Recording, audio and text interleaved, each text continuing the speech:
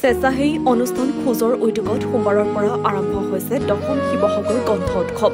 11দিনীয়া কাৰ্যসূচীৰে শিৱসাগৰ বৰ্ডিং খেলপথাৰত জুবিন গাৰ্গ সাহিত্য ক্ষেত্ৰত অনুষ্ঠিত কৰা হৈছে 10ম শিৱসাগৰ গ্ৰন্থ উৎসৱ।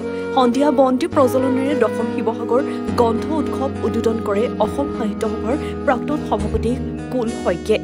উদ্বোধনী অনুষ্ঠানতে অসমীয়া প্ৰতিদিন কাকতৰ সম্পাদক হাদিনী প্ৰতিদিন গোষ্ঠীৰ অধ্যক্ষ জয়ন্ত বৰুৱাক প্ৰদান কৰা হয় ৰংপুৰ গৌৰৱ বঁটা 2025। উক্ত অনুষ্ঠানতে গ্ৰন্থ উৎসৱৰ লগত সংগতি ৰাখি প্ৰকাশ কৰা স্মৃতি গ্ৰন্থ খোজ উন্মোচন কৰা হয়। গ্ৰন্থ উৎসৱৰ আয়োজক সমিতিৰ সভাপতি আছু নেতা সমীৰণ ফুকনে আগধৰা অনুষ্ঠানটোত সত্ৰাধিকাৰ শ্ৰী শ্ৰী লক্ষীকান্ত মহন্ত, শিৱসাগৰ মহাবিদ্যালয়ৰ অৱসৰপ্ৰাপ্ত অধ্যক্ষ ডক্টৰ প্ৰকাশ কটকীসহ বহু গণ্যমান্য ব্যক্তি উপস্থিত থাকে। খোজৰ উদ্যোগত শিৱসাগৰবাসী ৰাইজৰ সহযোগত এইবাৰ 10মবাৰৰ বাবে শিৱসাগৰ গ্ৰন্থ উৎসৱ অনুষ্ঠিত কৰা হৈছে। ঐতিহাসিক বৰ্ডিং খেলপথাৰক জুবিন গাৰ্গ সাহিত্য ক্ষেত্ৰ নামাকৰণৰ সৈতে আজিৰে পৰা 11 তাৰিখলৈকে 11দিনীয়া বিস্তৃত কৰ্মসূচীৰে এই গ্ৰন্থ উৎসৱ অনুষ্ঠিত হ'ব। আজি উদ্বোধনী অনুষ্ঠান অনুষ্ঠিত হৈছে।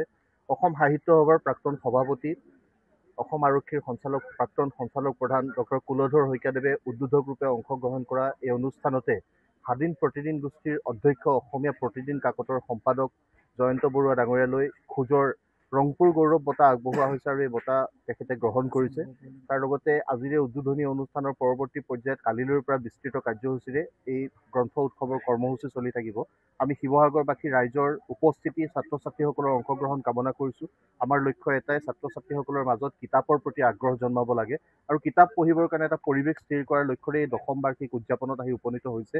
আহিব লগা দিনতো এই যাত্ৰাটো শক্তিশালী ৰূপত আগবঢ়াই নিবৰ কাৰণে শিৱসাগৰবাসী ৰাইজৰ অভিভাৱকত্ব কামনা কৰিছোঁ। শিৱসাগৰৰ পৰা চাহিল হাজৰিকা ৰিপৰ্ট, ভইচ 365।